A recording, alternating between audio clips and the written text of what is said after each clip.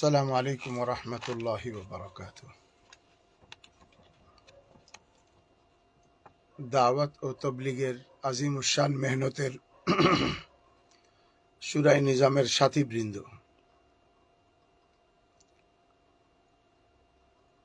আল্লাহ তাআলা কোরআনে পাকের মধ্যে ইরশাদ ফরমান, ওয়াল্লাযীনা জাহাদু ফীনা লানাহদিয়ান্নাহুম সুবুলানা ওয়া ইন্নাল্লাহা লামাআল মুহসিনিন।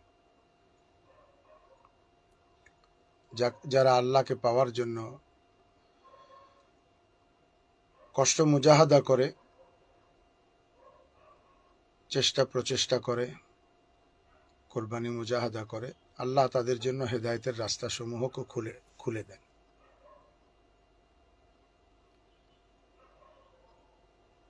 আমাদের দাওয়াত ও তবলিগের মেহনতের একটা মৌসুম হলো জোর ইজতেমার সময়, আর তখন আমাদের একটু কোরবানি মুজাহাদার প্রয়োজন হয়। আমি সাথীদেরকে কোরবানি ও মুজাহাদা করে, কষ্ট করে আমাদের ইজতেমার ময়দানের প্রস্তুতির জন্য, ময়দানে যে বিশাল প্রস্তুতিমূলক কাজ রয়েছে সে কাজের আঞ্জাম দেওয়ার জন্য যেহেতু দায়িত্ব আমাদের শুরাই নিজামের উপরেই, এই জন্য আমি সাথীদেরকে দাওয়াত দেওয়ার উদ্দেশ্যেই লাইভে আসছি আর দু একটা কথা বলার জন্য। সাথী ভাইদের নিশ্চয়ই মেহনত করতে করতে, তালিম করতে করতে আমাদের সাহাবাদের অনেক কোরবানির কথা মনে আছে। হযরত খাব্বাব ইবনুল আরাত রাদিয়াল্লাহু তাআলা আনহু কিরকম কোরবানি দিয়েছিলেন, যে হযরত ওমর রাদিয়াল্লাহু তাআলা আনহুর জামানাতে একবার হযরত ওমর হযরত খাব্বাবকে বলেছিলেন যে, খাব্বাব, তোমার ইসলাম গ্রহণের পর কষ্টের কথা একটু শোনাবে আমাদেরকে। তো হযরত খাব্বাব রাদিয়াল্লাহু তাআলা আনহু তার কোমরের কাপড় উঠিয়ে হযরত ওমরকে দেখালেন। ইস্পাত হৃদয়ের কঠিন মানুষ হযরত ওমরের চোখেও পানি চলে আসছিল হযরত খাব্বাবের কোমর দেখে। এরপরে তিনি তার সেই হৃদয় বিদারক কষ্টের কথা বর্ণনা করেন, যে ইসলাম কবুল করতে গিয়ে তাকে কত কষ্ট করতে হয়েছে। আমাদের নিশ্চয়ই তালিমের কিতাবে তালিম করতে করতে আব্দুল্লাহ ইবনে জাহাশ রাদিয়াল্লাহু তাআলা আনহুর ঘটনা বহুবার পড়েছে, মনে আছে, যিনি যুদ্ধের আগের রাতে আল্লাহ পাকের কাছে দোয়া করেছিলেন এবং তার নাক কান কাটা গিয়েছিল। তাহলে তারা ইসলাম কত কষ্ট করে পেয়েছেন এবং ইসলাম প্রতিষ্ঠার জন্য কত কষ্টই না তারা করেছেন। এমনকি মহিলা সাহাবী হযরত সুমাইয়া রাদিয়াল্লাহু তাআলা আনহা, যার লজ্জাস্থানে আবু জাহাল মালউন বর্ষা নিক্ষেপ করে বৃদ্ধাবস্থায় তাকে শহীদ করে। হুজুর সাল্লাল্লাহু আলাইহি ওয়াসাল্লামের দৌহিত্র হযরত হুসাইনের কথা নিশ্চয়ই আমরা ভুলে যাইনি, যে হুসাইন রাদিয়াল্লাহু তাআলা আনহুকেও ইসলামের জন্য তরবারি দিয়ে দ্বিখণ্ডিত করা হয়েছিল, তার মাথা মুবারক বর্ষার উপরে ঝুলিয়ে রাখা হয়েছিল।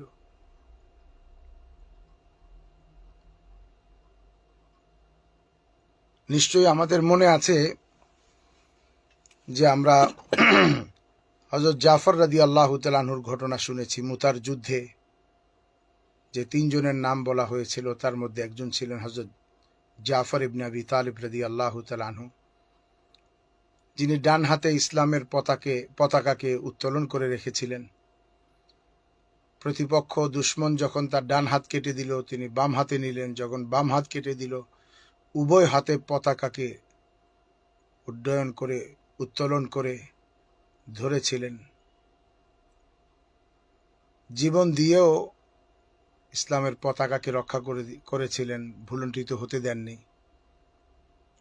আমি আমাদের দাওয়াতে তবলিগের শুরাই নিজামের সাথী ভাইদেরকে বলবো, এই কাহিনী আমরা কোনো যুদ্ধের জন্য বলছি না। সাহাবাদের বিশাল কোরবানি সামনে রেখে আমরা কিঞ্চিত আমাদের জানমালের কোরবানি করে আমরা ইজতেমার প্রস্তুতিমূলক কাজের জন্য যাতে একটু কোরবানি করি, আমি সে লক্ষ্যেই কথা বলছি। আজকে টঙ্গীর ময়দানকে আমরা রূপক অর্থে হকের পতাকা বলতে পারি।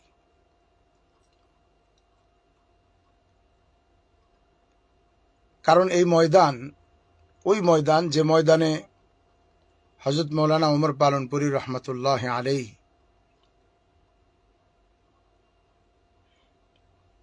2 থেকে 3 ঘন্টা বয়ান করতেন। তার লম্বা বয়ান হতো, যার লম্বা তর্জমা হতো। এই ময়দান যে ময়দানে হযরত মৌলানা মুফতি জৈনুল আবিদিন সাহেব রহমতুল্লাহ আলাইহি বয়ান করতেন, কারি জহির সাহেব রহমতুল্লাহ আলাইহি বয়ান করতেন, মৌলানা উবাইদুল্লাহ বলিয়াবি রহমতুল্লাহ আলাইহি বয়ান করতেন, হাজি আব্দুল ওয়াহাব সাহেব রহমতুল্লাহ আলাইহি বয়ান করতেন। আমাদের এই সকল আকাবির ও আসলাফদের হেদায়তমূলক কথাবার্তার দ্বারা নামালুম কত অগণিত অসংখ্য মানুষের জীবন পরিবর্তন হয়েছে এই ময়দানে।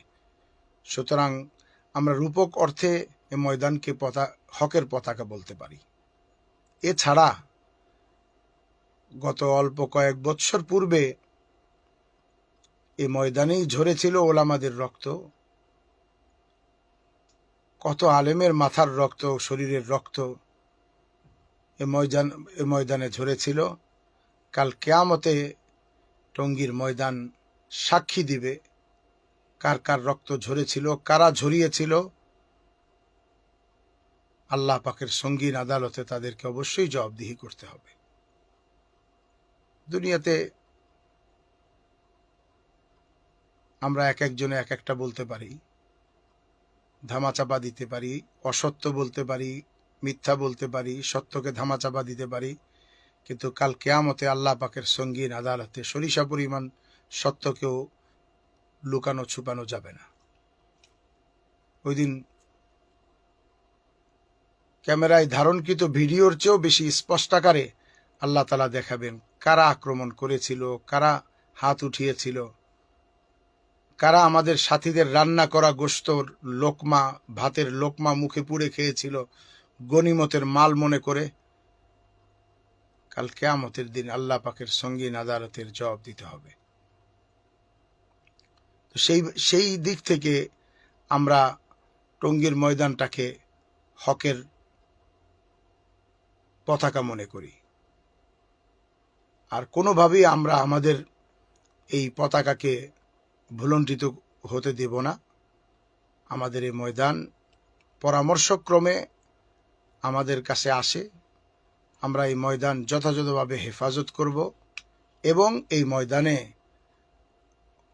অল্প কিছুদিন পরেই যখন ইজতেমা হবে, হাজারো লাখো মানুষ এখানে আসবে, হেদায়েতের কথা শুনবে, জীবন পরিবর্তন করবে। সুতরাং এই ময়দানের ইজতেমার প্রস্তুতিমূলক কাজের যে মহা সুযোগ আল্লাহ তাআলা আমাদেরকে করে দিয়েছেন, আমরা এই কাজ থেকে আমরা নিজেরা বঞ্চিত নিজেদেরকে করব না। সুতরাং আমাদের সাথীদের কাছে আমার আকুল আবেদন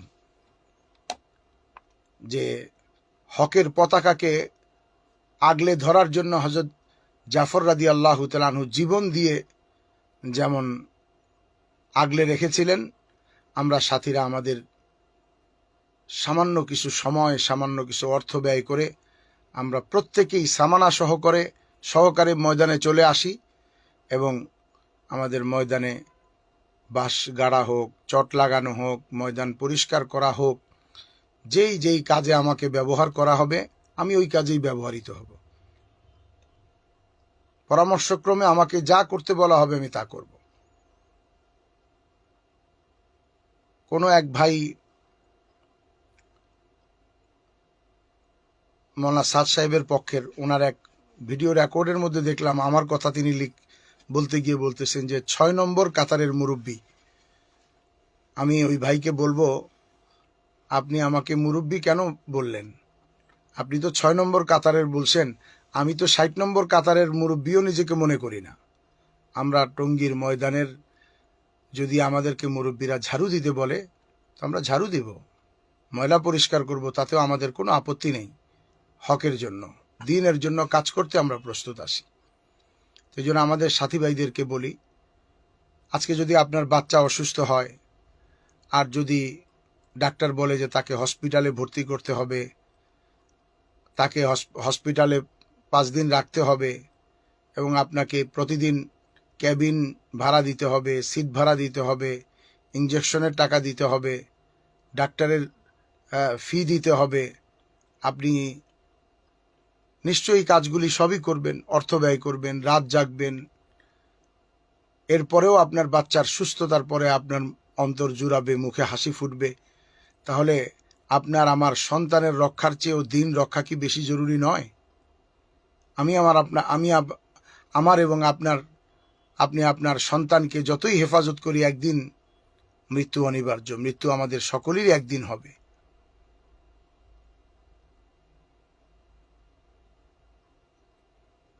তাহলে আসুন আমরা আমাদের জান এবং মাল থেকে কিছুটা আল্লাহর দ্বীনের জন্য, দ্বীন কায়েমের জন্য, মেহনতের জন্য ব্যয় করি।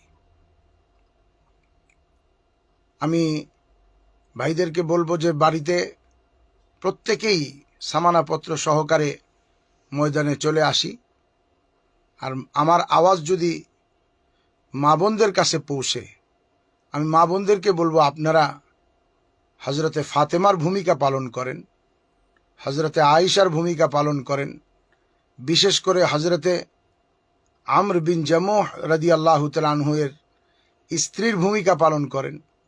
স্বামীকে তৈরি করেন যে তুমি আল্লাহর রাস্তায় যাও, ময়দান তৈরি করো, ময়দানের কাজে শরিক হও। আমরা ঘরে বসে এই নেকির মধ্যে অংশীদার হব। প্রয়োজনে তোমার অনুপস্থিতিতে যে কষ্ট হবে অথবা আমাদের খাবার দাবারের কোনো কমি হবে, আমরা সেটাকে বরদাস্ত করে নিব আল্লাহর জন্য। আমার এই আওয়াজ যদি আমাদের সাথীদের সন্তানদের কাছে পৌঁছে, আমি ওই সকল মুবাল্লিগিনদের ভাইদের সন্তানদেরকে বলবো, তোমরা তোমাদের বাপকে তৈরি করো, ভাইকে তৈরি করো, তোমরা তোমাদের বাপ ভাইকে তৈরি করো যে বাবা তুমি ময়দানে যাও এবং সেখানে ইস্তেমার প্রস্তুতিমূলক কাজ চলছে, তুমিও বঞ্চিত হইও না, আমাদেরকেও বঞ্চিত করিও না, তুমি যাও। প্রয়োজনে আমরা বাড়িতে নুন ভাত খাবো, আমরা উপবাস থাকবো, রোজা রাখবো, আমরা কষ্ট করব, কয়টা দিনই তো পার হয়ে যাবে।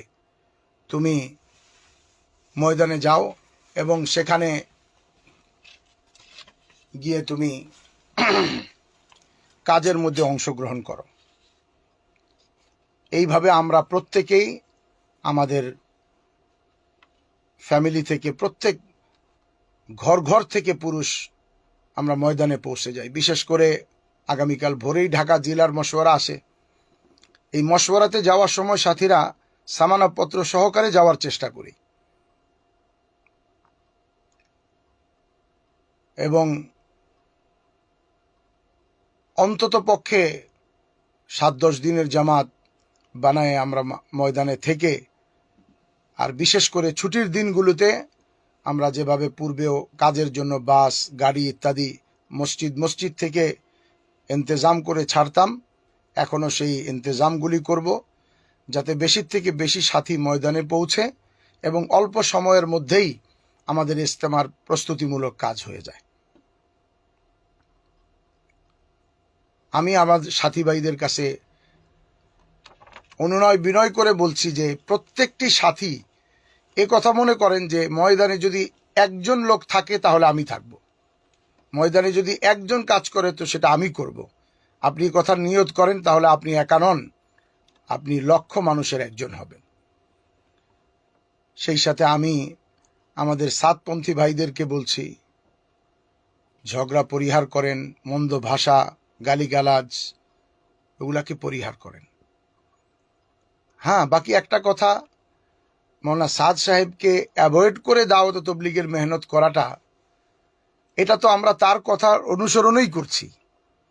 মৌলানা সাদ সাহেব এক সময় বলেছিলেন, আমি বরাহে রাস্ত সরাসরি তার কাছ থেকে শুনেছি, তিনি বলেছেন যে কোনো আলেম যদি ত্রুটিযুক্ত কাজ করে, বক্তব্য দেয়, ত্রুটি থাকে, তাহলে তার সাথে আচরণ করবে ভুল ছাপা হওয়া কোরআন শরীফের মতো।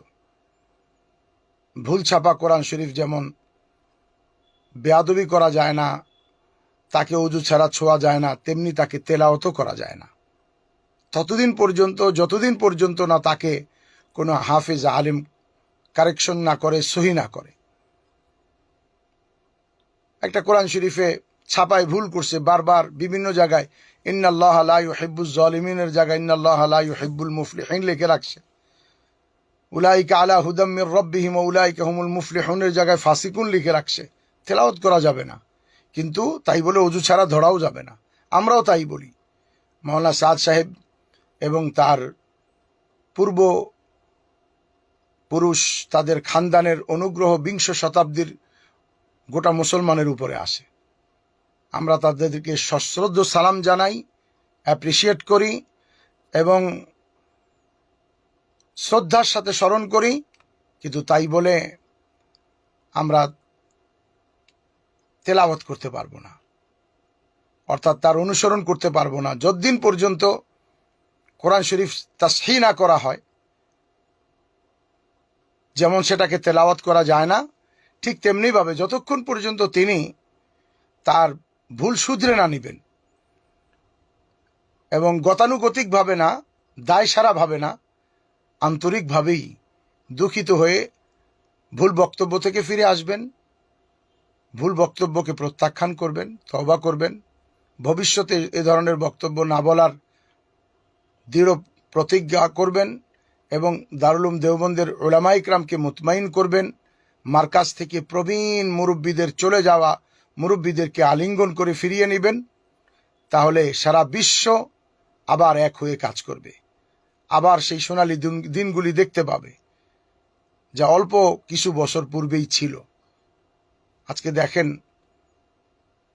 এই একটা কারণেই সারা পৃথিবী দ্বিখণ্ডিত, পৃথিবী নয়, দেশ, শহর, মহল্লা, মসজিদ, ঘর, পরিবার, দম্পতি পর্যন্ত দ্বিখণ্ডিত হয়ে গেছে।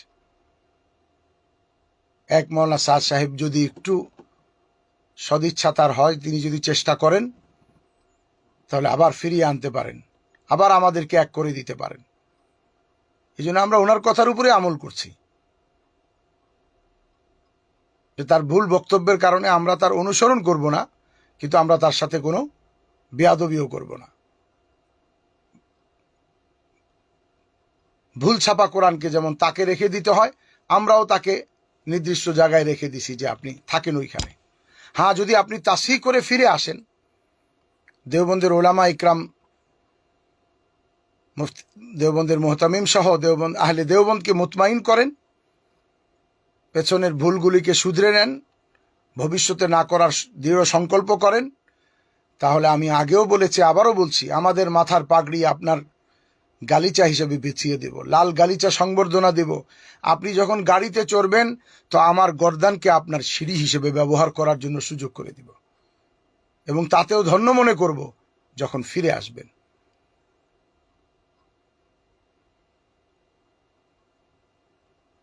সাদপন্থী ভাইদেরকে বলছি, আপনাদের সাথে আমাদের ব্যক্তিগত কোনো বিরোধ নেই, না সাদ সাহেবের সাথে, না আপনাদের সাথে, ব্যক্তির সাথে কোনো বিরোধ নেই। এক্ষেত্রেও মাওলানা সাদ সাহেবের একটা কথা আমার মনে পড়ে, তিনি বলতেন, সাবান কাপড়ের বিরুদ্ধে নয়, ময়লার বিরুদ্ধে। আমার ভাইরা সাবানকে কাপড়ের বিরুদ্ধেই নিয়ে ফেলছেন, সাবান দিয়ে কাপড় ছিঁড়ে ফেলতে চাচ্ছেন, এটা ভুল সিদ্ধান্ত। সাবান শুধুমাত্র ময়লার বিরুদ্ধে, আমরাও ঠিক তেমনিভাবে ময়লার বিরুদ্ধে, আপনাদের বিরুদ্ধে না, কিন্তু আপনারা আমাদের সত্তার বিরুদ্ধে চলে গেছেন, ব্যক্তি সত্তার ভিতরে বাইরে চলে গেছেন। আমরা সাদ সাহেবের ব্যক্তি সত্তা নয়, বরং সাদ সাহেবের বক্তব্যের বিরুদ্ধে। উনি বক্তব্য থেকে ও আচরণ থেকে ফিরে আসুক, আমরা আবার তার সাথে একমত। আমি ব্যক্তিগতভাবে মনে করি। এই জন্য আপনাদের কাছে আমাদের অনুরোধ যে উভয় পক্ষের ইজতেমা শেষ হয়ে যাওয়া এবং সরকার উভয় পক্ষকে নিয়ে বসা পর্যন্ত আপনারা বুদ্ধিমানের পরিচয় দিন, ভদ্রতার পরিচয় দিন, আক্রোশ, জিঘাংসা, মিথ্যা, অপবাদ, চক্রান্ত এই সব কিছু থেকে ফিরে আসুন। আপনারা খুব ভালো করেই জানেন যে একটা কাজ যদি কেউ না জেনে সে কাজটা করলে কি কেমন হয়। ড্রাইভিং জানে না, সে যদি গাড়ি চালাইতে যায় তো সে কি করতে পারে, কতগুলি মানুষ হত্যা করা ছাড়া কি করবে। যে বিমান চালাতে পারে না, আকাশে যদি চলমান বিমানে যদি পাইলটের জায়গায় তাকে বসায় দেয় তাহলে গোটা বিমান ও যাত্রী সহকারে সকলের ধ্বংস ছাড়া আর কি হবে। বিরাট একটা স্থাপত্য 10 তলা 12 তলার যদি ইঞ্জিনিয়ার ছাড়া কোনো রাজমিস্ত্রির হাতে ছেড়ে দেয়া হয় তাহলে স্থাপত্যটা মুখ থুবড়ে পড়া ছাড়া আর তো কিছুই হবে না, অর্থ সম্পদ নষ্ট হওয়া ছাড়া আর কিছু হবে না। তো ঠিক তেমনি ভাবে আমাদের সাতপন্থী ভাইদেরকে আমরা বলবো যে দেখেন, যারা সাধারণ সাথী, যাদের কাছে এলেম নাই, তাদেরকে আপনারা ওলামাদের থেকে দূরে সরিয়ে বিভ্রান্ত করার চেষ্টা করেন না। আচ্ছা, আপনি ধরেন এক্সাম্পল, আপনি যিনি শুনছেন আপনি একজন ডক্টর। আচ্ছা, আপনি কি এটা মেনে নেবেন আমি আমার এলাকাতে একটা চেম্বার খুলে যে কোনো লোক আসবে আমি প্রেসক্রাইব করা শুরু করব? একজন আসছে মাথা ব্যথা, তাকে টাফনিল লিখে দিব। একজন আসছে চোখ ব্যথা, তাকে আমি অপটিমক্স ড্রপস দিয়ে দিব। একজন আসছে পেটে ব্যথা, আমি তাকে এলজিন ট্যাবলেট লিখে দিব। একজন আসছে বমি হচ্ছে, আমি তাকে অমিডন দিয়ে দিব। একজন আসছে দাস্ত হচ্ছে, আমি তাকে টেট্রাসাইক্লিন লিখে দিব। একজন আসছে যে আমার প্রস্রাব খুব ঘন ঘন হচ্ছে, মনে হয় ডায়াবেটিক্স, আমি তাকে ইনসুলিন দিয়ে দিব। এই অধিকার কি আমার আসে? এটা কি আমি করতে পারি? এটা করা কি আমার সমীচীন হবে? এটা করা কি আপনি এটাকে সমর্থন করবেন? নিশ্চয়ই না। তাহলে আমরা যে সাথীরা দীর্ঘদিন চিল্লা দেওয়ার পরে এখনো পর্যন্ত মা ইয়াজুজু বিহি সলা কিংবা 4টা সূরা এবং দোয়ায়ে কুনুতকে সহি করতে পারি নাই, তাহলে আমি কিসের উপরে ডিপেন্ড করে এত বড় দায়িত্ব কাঁধে নিচ্ছি যে এটা ঠিক, আমি যেটা বুঝছি সেটাই ঠিক, বা উনি যেটা বুঝছে সেটা সম্পূর্ণ বেঠিক? কেন আমরা এই কথাটা বুঝি না যে আহলে ইলম, অভিজ্ঞ মুত্তাকি পরহেজগার ওলামা ইকরামের হাতে ছেড়ে দিয়ে বলি যে হযরত আপনারাই সিদ্ধান্ত নেন এই অবস্থায় করণীয় কি? এটা প্রসঙ্গ আসছে এই জন্য বললাম, নতুবা আমার এই লাইভ করার উদ্দেশ্য শুধুমাত্র আমাদের শুরাই নিজামের ভাইদেরকে এ কথার দাওয়াত দেওয়া যে আমরা ময়দানে চলে আসি। আমাদের মুরব্বীরাও ময়দানে আছেন, আমাদের সেখানে কাজের তরতিব করা হবে, তরগিব দেওয়া হবে। পরিশেষে আমি আমাদের অপর দিকের শখসি নিজামের ভাইদেরকে বলবো, চলেন আমরা একটা কাজ করি, অন্তত পক্ষে ঐক্যের জন্য একটা কাজ যেটা করতে পারি সেটা করি। আমরা উভয়ে একটা দোয়া রসুলের শেখানো, আল্লাহুম্মা আরিনাল হাক্কা হাক্কান ওয়ারজুকনা ইত্তিবাআহ ওয়া আরিনাল বাতিলা বাতিলান ওয়ারজুকনা ইজতিনাবাহ। হে আল্লাহ, আপনি আমাদেরকে সঠিক পথ দেখান এবং তার অনুসরণ করার তৌফিক দিন, এবং অন্যায় ও বাতিলকে আমাকে বাতিল হিসেবে দেখান এবং তার থেকে আমাকে আত্মরক্ষা করে নিজেকে বাঁচাই চলার তৌফিক দান করেন। আশা করি আমলটা আমরা করার চেষ্টা করব। পরিশেষে আর একটু বলবো যে দ্বিতীয় দুই পক্ষেরই ইজতেমা না হওয়া পর্যন্ত ময়দান শুরাই নিজামের কাছে এবং আমাদের কাছে আসে। আমরা ইজতেমার প্রস্তুতিমূলক কাজ করছি এখানে। আপনারা তো অতীতেও জোর করছেন, আপনারা তো মাসে মাসে ইজতেমা করেন, জেলায় জেলায় ইজতেমা করেন। কি হলো হঠাৎ করে আপনারা গায়ে পড়ে ঝগড়া করে টর্চ লাইট নিয়ে শুকনা খাবার নিয়ে ময়দানে ঢুকতে হবে আপনাদেরকে? এটা কি গায়ে পড়ে ঝগড়া নয়? আমরা করছি বলে আপনাকে করতে হবে? আপনারা তো অতীতে এখানে করেন নাই, জোর তো অন্য জায়গায় করছেন, তা এই বছরটাও করেন। হ্যাঁ, ইজতেমা উভয় ইজতেমা হয়ে যাক, এরপরে তো সরকার উভয় পক্ষকে নিয়ে বসবে, একটা সিদ্ধান্ত আসবে। এ না আসা পর্যন্ত আমি মনে করি আপনাদের জোর করে পেশি শক্তি দেখিয়ে চক্রান্ত করে ময়দানে আসা, নিজেও বিপদে পড়া, দেশের সাধারণ সাথীগুলিকে বিপদে ফেলা ছাড়া আর কিছু না। তার কারণ হলো আইনিভাবে আপনি যদি জোর করে ঢুকতে যান তাহলে আইন ভঙ্গকারী হিসেবে আপনি সরকারি এবং আদালতের দৃষ্টিতে অপরাধী সাব্যস্ত হবেন। আশা করি আপনারা এটা করা থেকে বিরত থাকবেন। আল্লাহ পাক আমাকে, আপনাকে, সকলকে হক দেখান, হকের অনুসরণ করার তৌফিক দান করেন, বাতিলকে বাতিল দেখান, বাতিল থেকে শতকোষ দূরে থাকার তৌফিক দান করেন। আর আমাদের শুরাই নিজাম সাথীদেরকে বলছি, বেশি থেকে বেশি সাথী ময়দানে কাজ করার জন্য টঙ্গী আশরাফ টেক্সটাইল মিল এবং হোন্ডা কারখানার মাঠ, অন্যান্য মাঠগুলিতে নতুন শামিয়ানা টাঙানোর ইত্যাদির প্রচুর কাজ রয়ে গেছে। আমার এই আওয়াজ যাদের কাছে পৌঁছে, আমি তাদেরকে অনুরোধ করে বলছি, সামানা সহকারে প্রত্যেক সাথী ময়দানে হাজির হয়ে যায়, একটু কোরবানি করি 2-4টা দিন। আল্লাহ আমাকে, আপনাকে, সকলকে তৌফিক দান করেন।